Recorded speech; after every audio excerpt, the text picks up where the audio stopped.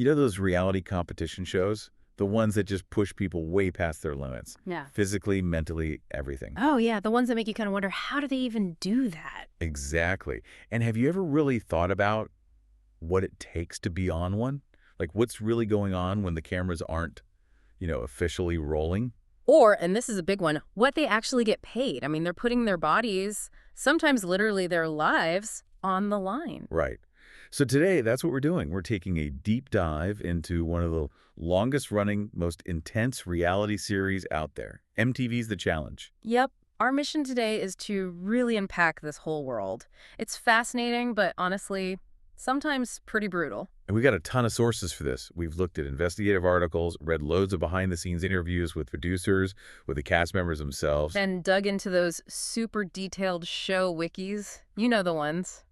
We're trying to pull out those surprising bits of truth. Stuff that might actually change how you see the whole competitive reality TV game. Definitely. We're going to explore its kind of unexpected origins. How did it even become this massive thing? And the money. We need to talk about the money. The whole financial setup behind it, what people get paid just to show up, what they win. And how they make a living outside the show, too. That's a huge part of it. Then we'll get into the nitty-gritty of life in the Challenge House. The rules, the restrictions, what you don't see. And, yeah, we have to talk about the physical side.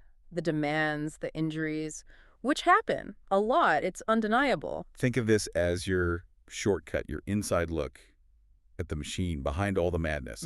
Why do they do it? What are the real stakes? Get ready for some moments where you go, oh, wow, I never thought of it that way. It'll definitely shift how you watch these kinds of shows. Let's jump in. Okay, so let's start right at the beginning. The genesis. Because the challenge today is this huge global thing, but it didn't start that way at all, did it? Not even close. Its roots are actually in two other, foundational MTV reality shows. The Real World, which basically kicked off the whole genre back in '92. Right, the original strangers picked to live in a house. Exactly. And then Road Rules came along in '95. These two shows, they kind of paved the way, maybe without even realizing it at first. But what was the actual spark? How did they first cross over? It was pretty random, actually. Not some grand strategy. Producers were just trying stuff out, and they made this happenstance choice, as one source put it. Happenstance? Yeah, they brought the casts of The Real World, Boston and Road Rules, Islands together. The Real World folks were on vacation in Puerto Rico. Okay. And the producers thought, hey, let's set up some competition between these two groups, throw in some cash prizes, just to, see what happens. But I'm guessing it worked.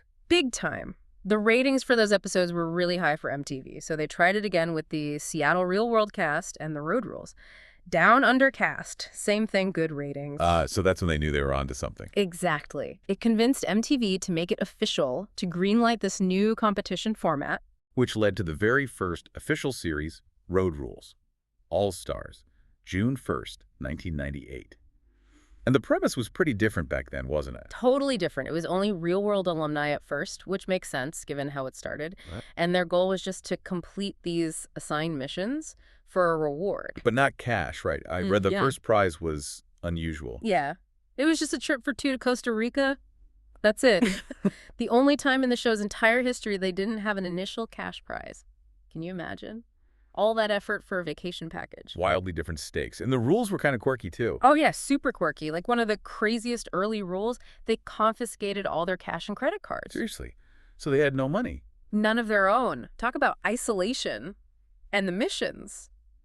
They weren't all these hardcore athletic things we see now. What kind of stuff did they do? It was a weird mix. Like one mission was literally prove existence of ghosts in some haunted place. Another was record a song. Okay, that's unexpected. Right. And then they'd have stuff like working a whole shift at hot dog on a stick. It really shows how much they were just figuring it out, throwing stuff at the wall. It's like watching evolution in real time. So how did it start morphing into the challenge we know? Well, it happened pretty fast. Season 2, they did the first rebrand, became Real World Road Rules Challenge. So that's when the direct rivalry started, Real World versus Road Rules. Exactly. Pitting the two shows against each other became the core concept. Yeah. And that's also when we saw one of those really iconic early prize things. Don't tell me. The money machine. The money machine, yeah. That wind chamber full of cash, I think it was $50,000 back then. Yeah. Which was a lot of money. And super visual, super dramatic way to get your prize. Totally. Way more memorable than just getting a check. They even had them competing over, a teddy bear sometimes as an extra prize. Yeah. Just shows how much less serious or maybe just different it was back then. And the name kept changing too, right? It took a while to just become the challenge. Yeah, it wasn't until season 19, believe it or not, that they shortened it to just the challenge. That's a long time running under the longer names. So this constant evolution, changing rules, new formats, different locations, that's got to be key to why it's lasted so long. Absolutely. Adaptability is like its core survival strategy in that cutthroat reality TV world. And a huge part of that adaptability was who they cast, right? Yeah, It wasn't always this massive pool of people from all different shows. Really not at all. It started, like we said, real world only. Then they added road rules, creating that built-in rivalry. Which makes sense, but then reality TV just exploded. Right. And the challenge was smart. Around 2015, they started pulling people from other MTV shows like Are You the One? That brought in fresh blood. And then they went even wider, didn't they? Outside of MTV completely. Yeah, season 31, Vendettas, that was a big shift. They brought in people from Big Brother, from X on the Beach over in the UK, even Geordie Shore. Wow. And the next season, Final Reckoning, they added Bad Girls Club, Vanderpump Rules. It became this ever-expanding cast, as they call it. Which keeps it fresh. New faces, new conflicts, different skills. Exactly. It stops it from getting stale, which is death for a long-running show. Always new dynamics to play with. Makes sense. Now, speaking of familiar faces, TJ Lavin. He feels like he is the challenge. It's hard to imagine it without him. But he wasn't always the host. Nope. Which is kind of weird to think about now. In the very early seasons, they didn't have a single regular host. So who gave them the challenges? How did that work? They did something kind of cool, actually. They brought back cast members who'd been kicked off their original Real World or Road Rules seasons. Yes, like the controversial ones. Often, yeah. Like David Puck Rainey from Real World, San Francisco, Eric Nees from the very first Real World. They'd show up to deliver messages, explain the missions. That's kind of meta. Former cast members hosting the new ones. It gave it this unique insider feel, kept it all within the MTV family, so to speak. But there were some other hosts briefly before TJ took over permanently. Yeah, they experimented a bit. Skier Johnny Mosley hosted for a while. Even Vern Troyer made a guest appearance on Challenge 2000. Vern Troyer. Wow. Okay. But yeah, the consistency of the guy who really became the face and kind of the authority figure, that was TJ Lavin. He started in season 11. And he's been there ever since. His whole vibe, the don't quit attitude, it's become part of the show's brand. Totally. He brings that legitimacy, that connection to the extreme sports world he comes from. He's like the commissioner, judge, and jury all rolled into one. He really is. And even back in those early, less structured days, it sounds like there was some fun stuff happening, like pranks between the teams. Oh, yeah. The rivalry was real, but they had fun, too. Yeah. There's a great story from Challenge 2000 in Miami. The Real World team totally pranked the Road Rules team. What'd they do? They made up this elaborate fake scavenger hunt, sent the Road Rules guys all over Miami doing ridiculous things, painting some old guy's toenails, getting buried in sand. Just nonsense. Oh, my God. And then, while the Road Rules guys were exhausted, the Real World team was partying on South Beach. They finally revealed the prank and gave them a box of suckers. Brutal, but hilarious. Shows that early, raw energy. Exactly. And they even had some random celebrity judges pop up, like Amy Poehler and Tina Fey judged an improv challenge way back in season 4, Extreme Challenge. Get out, Amy Poehler and Tina Fey, before they were huge. Yep. It just shows how the show has always kind of blurred lines between serious competition and just pure entertainment. Which brings us perfectly to the next big topic, the business side.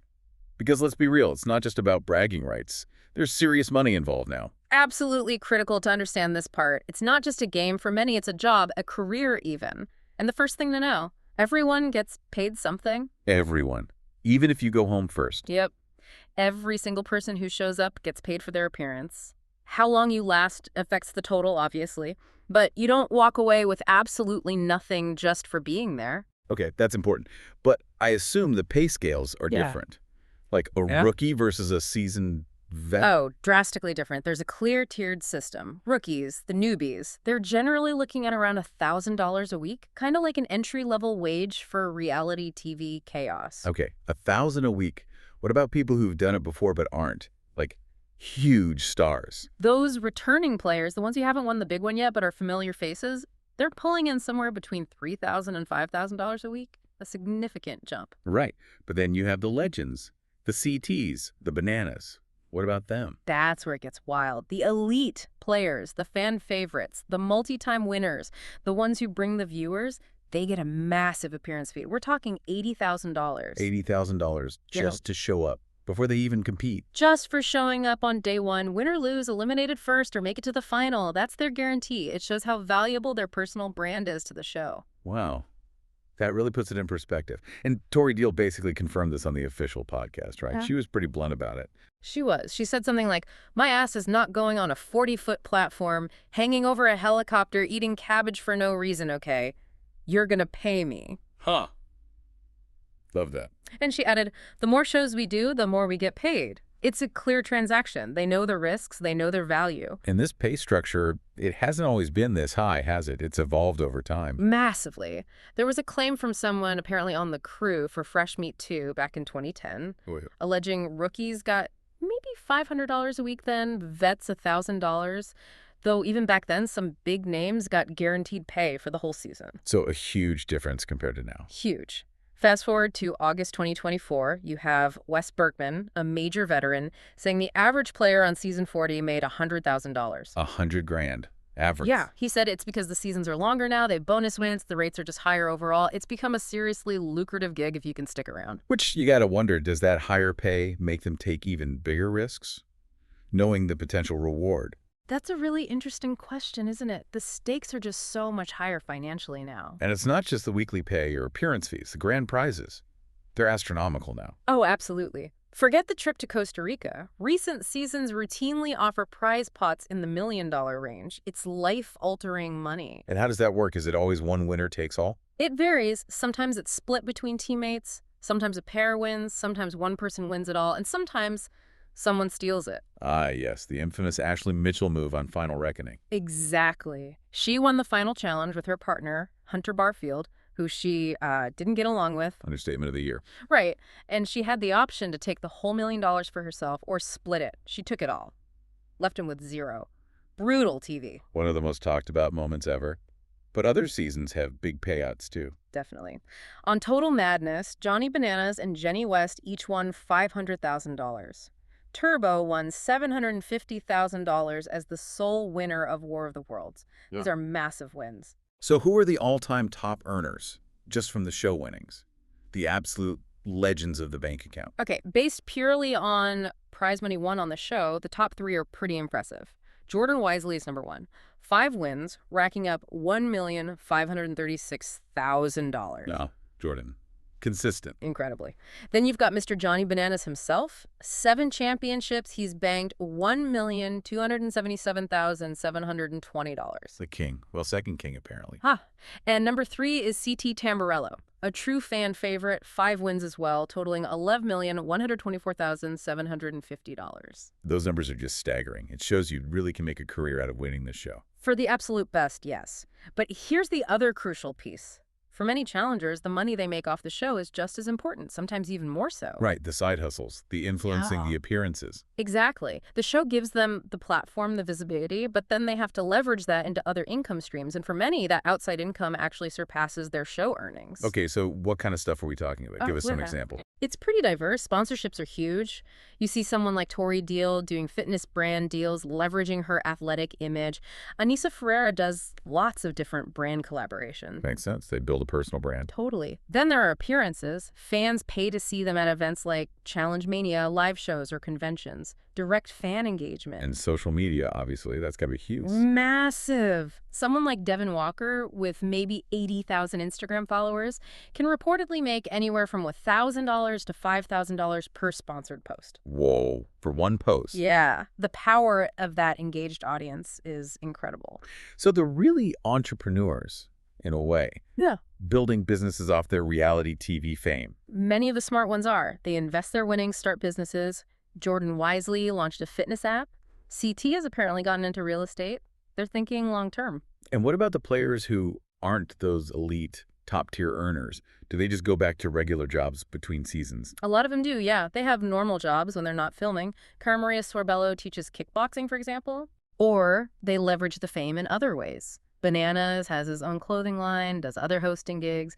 And look at Mike, the Mizinen. The challenge was his launchpad to a huge WWE career, movies, Dancing with the Stars. He's probably the ultimate success story of leveraging that initial challenge fame. Arguably, yeah. It just shows the whole ecosystem. The show is the start, but what comes after can be even bigger. Okay, so we've covered the money. Now let's shift gears again. Let's talk about life inside the house, because it's not just competing, it's living in this intense, controlled bubble. Yeah, and controlled is the key word. People might not realize just how little freedom they actually have. First off, they are filmed constantly, 24/7. Like literally 24/7, even sleeping. Pretty much. Cameras everywhere, in the house, at challenges, eating meals, just hanging out. They need to capture all that juicy drama, as the producers say. I can't imagine that pressure always being watched. It's got to be intense. Erodes any sense of privacy. You're always on, even when you're exhausted or upset. It probably contributes to the meltdowns we see. And you can't just, like, leave for a bit, go for a walk, clear your head. Nope. You are confined to the house and its immediate grounds unless you're eliminated, medically removed, or you quit. That's it. Wow. CT talked about that, right? The monotony. Yeah, he mentioned how there's very little escape, how boring it gets, especially later in the season when fewer people are around. It's different from the early days when they apparently got the occasional day off. Cabin fever must be insane. Do they at least have, like, a gym or something? Yeah, they usually provide a pretty good gym. Production wants them to stay fit, obviously, so they can keep competing. It's a necessary tool for the job, basically. Okay, so stuck inside, film constantly. Yeah. What about stuff from home? Can they bring books, music, anything? Almost nothing. There's a strict ban on contraband that includes radios, books, TVs, basically anything that could distract them from the game or each other. Keeps the focus inward, on the drama. What about phones? That's got to be the biggest thing. Oh, phones are public enemy number one for production. Huge potential for spoilers leaking out. They are extremely strict about phones. How strict? Derek Kaczynski mentioned a $25,000 fine if you get caught sneaking one in. $25,000. Okay, that's serious. Yeah, it's a massive deterrent. Producers talk about people trying creative ways to hide them, like sewing them into jackets and how they do thorough searches, sometimes pretty invasively, before they even enter the house.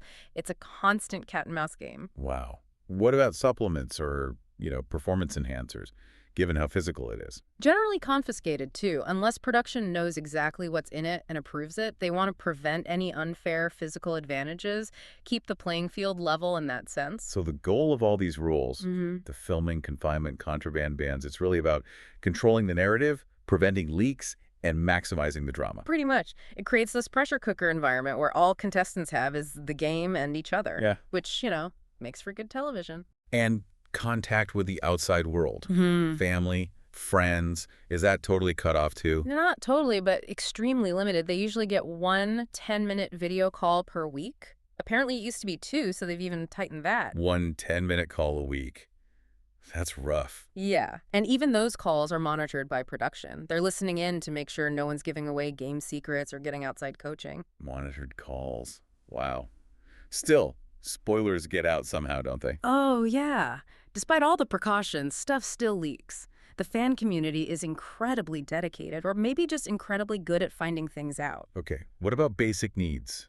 Food and drink. Does production handle that? Food, yes. They provide all the meals, even when they're filming in really remote places. Contestants can apparently even put in requests for specific groceries if they're craving something. A small comfort. That's good. What about alcohol? Is it free-flowing? No, contestants actually have to buy their own alcohol, usually through some kind of allowance or maybe drink tickets. Drink tickets. Yeah, Corey Wharton mentioned that happened on Spies, Lies, and Allies. It seems like they're trying to get a better handle on excessive drinking, maybe more so in recent seasons. Probably smart given the situations they're in. Is there a rule about being drunk at challenges? Oh, absolutely. Yeah. Zero tolerance for showing up impaired to a daily challenge or elimination. It's a massive liability issue. You'd be gone immediately. Right. Safety first. Theoretically. So breaking these rules, violence, spoilers, showing up drunk. Yeah. What are the consequences? Can you get banned? Definitely. MTV has the final say and can ban people from future seasons. Sometimes the reasons are public, sometimes not so much. What's the biggest no-no? Physical violence. That's usually the clearest line. Zero tolerance. We've seen big names get kicked off for it. CT got booted twice early on for fights. Yeah, I remember the Duel 2 incident. Right. Daryl and Brad got sent home from the ruins after a fistfight. More recently, Fessy got kicked off Spies, Lies, and Allies for shoving Josh. And Ashley Mitchell got removed from that same season, though the exact reason wasn't officially stated. And even less intense physical stuff can get you kicked. Yep. Stephen Hill got ejected from Battle of the Sexes 2 just for slapping Shane Landrum, even though Shane apparently didn't want him to leave. They don't mess around with physical stuff. Okay, so violence is out. What about spoiling the show? You mentioned fines, but can that get you banned too? It can definitely hurt your chances of getting called back. It's a constant battle for them, fighting leaks from fan accounts, and sometimes the cast themselves. They take it very seriously. And then there's just problematic behavior, stuff that Yeah. might not be violent but crosses a line. Yeah, that's become a bigger factor. The Dean Nguyen situation on Total Madness is a prime example. She was fired and edited out of the show for offensive comments she made online about the Black Lives Matter movement. That was huge. A real sign of the times, maybe. It showed MTV taking a stand on social issues and public image. Dee even talked about potential legal action over it. And sadly, there have been even more serious allegations, right? Like sexual assault. Yes, tragically. The most well-known case involved Tanya Cooley suing 2 male cast members at MTV after an incident on the ruins. Right. I remember hearing about that. What happened? It led to a private settlement. But the 2 guys involved, Kenny Santucci and Evan Starkman, who were huge figures on the show, they've never been back since, permanently gone. Wow. That's heavy. It really highlights the potential dark side of putting people in these intense, sometimes unsupervised situations. It really does. A stark reminder of the risks involved beyond just the physical challenges. Which brings us to those challenges themselves, the core of the show. And man, have they changed over time. The extremity level is just off the charts now compared to the start. Completely different world. We talked about the early stuff, ghost hunting, working at hot dog on a stick. Compare that to what they do now. It's gone from kind of goofy tasks to full-on extreme sports. Give us some examples of the craziest daily challenges, the ones that make your jaw drop. Oh man, where to start? There was, out on a ledge on Free Agents, they had to race up a skyscraper in Montevideo, then walk across this narrow plank suspended 450 feet above the ground between buildings. Oh, absolutely not. Right. Then there was Auto Body Rally, racing actual sports cars, crashing through things, racing oversized bikes, just chaos. Okay, that sounds kind of fun but dangerous. Bar Crawl had them using monkey bars to cross a giant wall high over water. Pure upper body strength and nerve. I'm sensing a theme of heights and water. Definitely. And sometimes just pure absurdity, like Sausage Party. They literally wrapped players in shrink wrap like sausages and rolled them through an obstacle course on sand. Okay, that's just weird. But physically demanding, I guess. And more recently, Total Madness had stuff like airdrop extraction, dropping heavy crates accurately from helicopters in rough terrain. Or running out of time, frantically collecting heavy bags to weigh down your opponents before time ran out. These are serious physical tests. They really engineer these things to be spectacles. But the ultimate test is always the final, right? That multi-day nightmare. Always. The final is designed to break them. The challenge. Free Agents Final is a classic example of how brutal they are. It spanned 2 countries. Uruguay and Chile, wasn't it? What did they have to do? It was insane. Stage 1, kayaking race. Stage 2, a 10K mountain run with a puzzle thrown in. Stage 3, a super steep, rocky climb up a mountainside. All right, already exhausted just hearing this. Stage 4, pedal 25 miles on a stationary bike. Just pure grind. And then the grand finale, Stage 5, climb a snow-covered volcano, Valerica, in Chile, at altitude. Climbing an active volcano, seriously. Yep, and the absolute killer rule, the one TJ always hammers home. You have to finish every single stage, or you get nothing. Exactly. All that pain, all that effort. If you quit on that final volcano climb, you walk away with 0 prize money. All or nothing. The pressure must be unbelievable. Bananas and Laurel won that one, right? Took them hours. Bananas took over 8 hours, Laurel over 9. Just think about that level of sustained effort and pain. That's what it takes to win the big money. Which inevitably leads to injuries. Yeah. If the challenges are that extreme, people are bound to get hurt. It's not even a question of if, it's when and how bad. Injuries are just part of the show's fabric now, sometimes dramatically so. Was there ever a challenge that was just too dangerous, even for them? There was one, way back in Season 4, Extreme Challenge. They planned this human catapult mission. A human catapult. Yeah. But during testing, one tester broke their leg, another broke an arm. Production actually shut it down before the cast even tried it. Said it was too dangerous. Wow. If they thought it was too dangerous. It's literally the only time that's ever happened, which kind of tells you the level of risk they're usually okay with. And it seems like it's not just random accidents. Sources point to ongoing issues, maybe even systemic problems. Things like shoddy production, delayed medical help. Unfortunately, yeah. When you look at the list of injuries over the years, patterns emerge. It's pretty concerning. Like what kind of patterns? Okay, so you see recurring issues with harnesses and equipment. Nia on Free Agents apparently had her arms basically paralyzed for days because a harness wasn't set up right, causing nerve damage. Cara Maria had similar issues and later broke her arm. Just from the equipment failing. We're being set up wrong, yeah. Jenna and Anissa hurt their ankles on Champs vs. Stars, allegedly because production made them wear mic packs on their ankles, causing falls. Mic packs on ankles. That seems unwise. Then there are design flaws in the actual challenges or eliminations.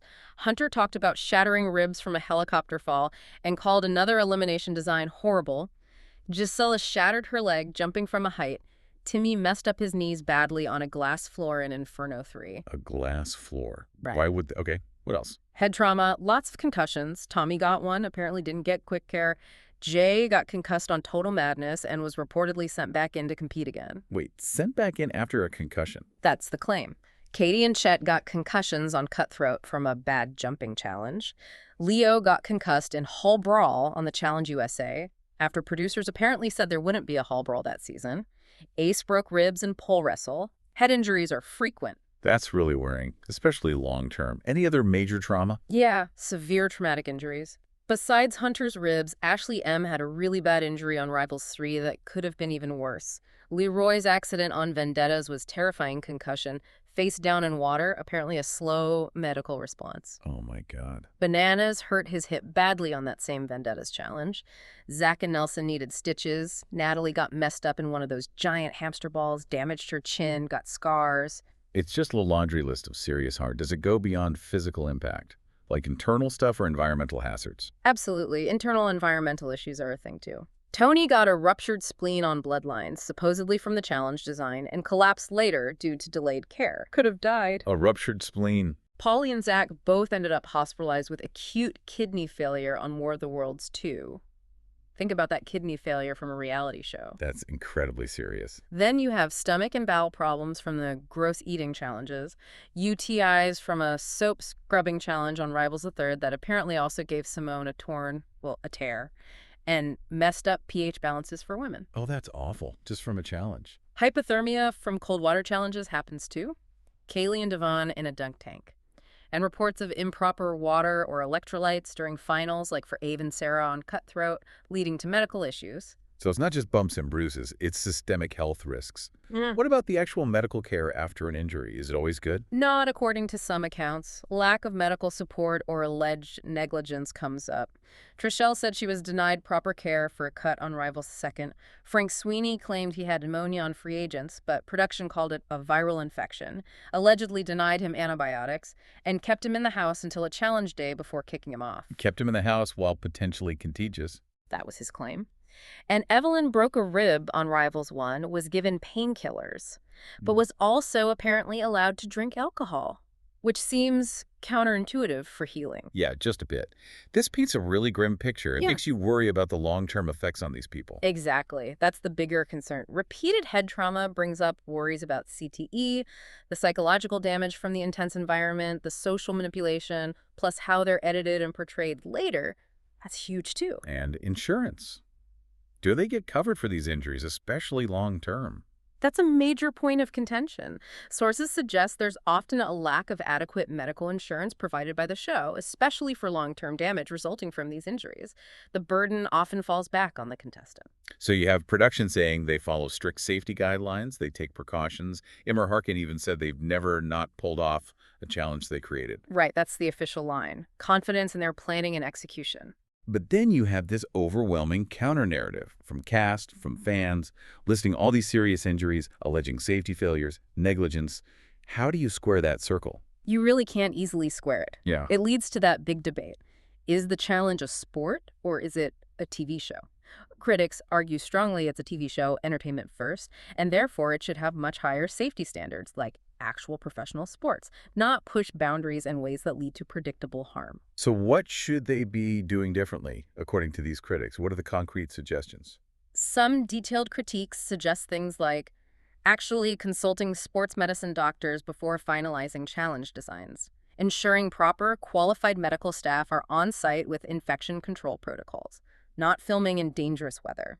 Seems basic. Using proper safety gear, ensuring safe landing zones, avoiding high falls onto slippery surfaces, providing adequate lighting and padding. Basically, treating it less like a stunt show and more like a professional athletic event in terms of safety prep. And importantly, stop calling it a sport if it's not meeting sports safety standards. Exactly. And maybe the biggest cultural shift needed, stop pressuring or berating players for tapping out or choosing a safer path if they feel something is too risky. That pressure to perform through pain is dangerous. But that leads to that really tough question, doesn't it? If these safety issues are so known and fixes are possible, why haven't they all been implemented?